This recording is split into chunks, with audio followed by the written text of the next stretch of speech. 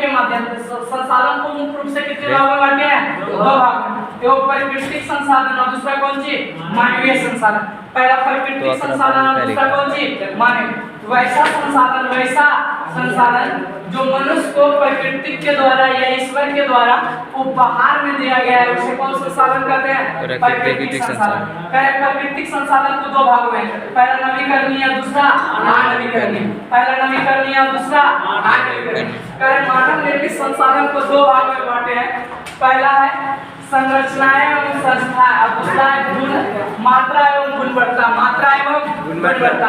इसके बाद है कि नवीकरणीय संसाधन को कितने भागों में बांटे हैं? दो भागों में। एगो सतत प्रवाह और दूसरा कौन सी? जैव। दूसरा कौन सी? जैव। एगो सतत प्रवाह और दूसरा कौन सी? जैव। इसके बाद है अनवीकरणीय संसाधन को कितने भागों में बांटे हैं? दो भागों में। एगो पुनः चक्रीय और दूसरा अचक्रीय। एगो पुनः चक्रीय और दूसरा अचक्रीय।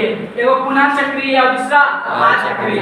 जैव संसाधन को कितने भागों में बांटे हैं? दो भागों में। एगो प्राकृतिक वनस्पति और दूसरा वन्यजीव। दूसरा वन्यजीव।